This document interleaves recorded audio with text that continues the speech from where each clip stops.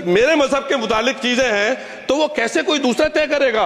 क्या कुरान में क्या लिखा है, फिक़ा में क्या लिखा है, इस्लाम में क्या लिखा है, ये आप तय करेंगे या मैं तय करूंगा? सर इससे हम मजहब में दखलंदाजी कर रहे हैं। सर इस तरह के कवानीन से मुल्क की शाख को नुकसान पहुंचेगा।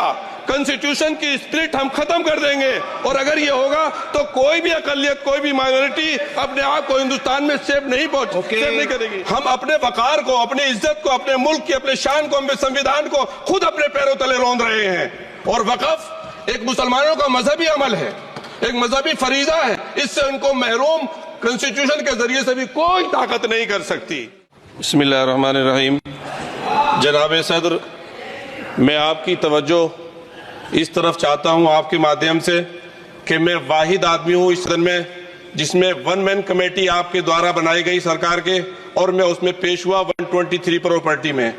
जस्टिस आर्यन ने जो रिपोर्ट पेश की, आज तक वक्फ बोर्ड को नहीं बताया गया, चूंकि वो आपकी मंशा के खिलाफ थी और गवर्नमेंट की मंशा के मुताबिक नहीं थी। 123 प्रॉपर्टी में जब मंशा के खिलाफ हमारे नहीं आई, मंशा के मुताबिक नहीं आई, तो हमने 2 मैन कमेटी बनाई और 2 मैन कमेटी ने भी कोई रिपोर्ट वक्फ बोर्ड को नहीं दी।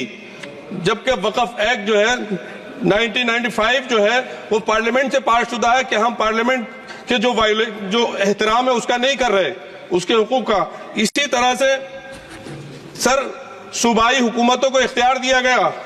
सर हिंदू एंडोमेंट में जो कर्नाटका और तमिलनाडु में है वहां कोई मुस्लिम नहीं हो सकता, और 26 में आर्टिकल 26 का वायोलेशन है। 4 धाम में ये लिखा हुआ वाज़े तौर पर कि सिर्फ हिंदू होगा।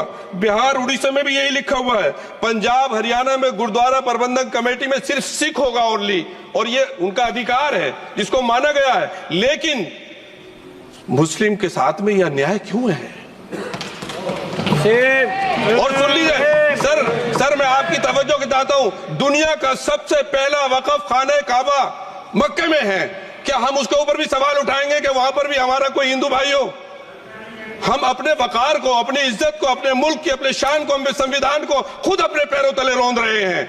और वक़्फ़ एक मुसलमानों का मजहबी अमल है, एक मजहबी फरीजा है। इससे उनको महरूम कॉन्स्टिट्यूशन के जरिए से भी कोई ताकत नहीं कर सकती। सर ये हम बहुत बड़ी गलती करने जा रहे हैं जिसका खुमियाजा हमें अभी नहीं, सदियों तक हम भुगतते रहेंगे, क्योंकि हम खुद अपने कॉन्स्टिट्यूशन को, संविधान को, उसकी पामाली कर रहे हैं। अगर हमें इस सिलसिले में, मैंने सर पूरा मैंने उसको मध्यम से पढ़ा है और मैंने पूरी 40 तरामीम जो उसमें गलत है उसको लिखकर जो है वो मैं लेकर आया हूं। सर इसके जरिए से सरकारी अमले को बाज़ाब्ता तौर पर यह हक आखिर तो कलेक्टर को दिया जा रहा है। सर्वे कमिश्नर के इख्तियारात खत्म किए जा रहे हैं। आखिर सर्वे कमिश्नर भी तो गवर्नमेंट ऑफ इंडिया का होता है। सर ऐसे कैसे कर सकते हैं हम? और फिर सर उसमें मेरे मजहब के मुतालिक चीजें हैं तो वो कैसे कोई दूसरा तय करेगा? क्या कुरान में क्या लिखा है, फिक़ा में क्या लिखा है, इस्लाम में क्या लिखा है, ये आप तय करेंगे या मैं तय करूंगा? सर इससे हम मजहब में दखलंदाजी कर रहे हैं, इंटरफेरेंस ऑफ द रिलीजन कर रहे हैं। सर इस तरह के कवानीन से मुल्क की शाख को नुकसान पहुंचेगा।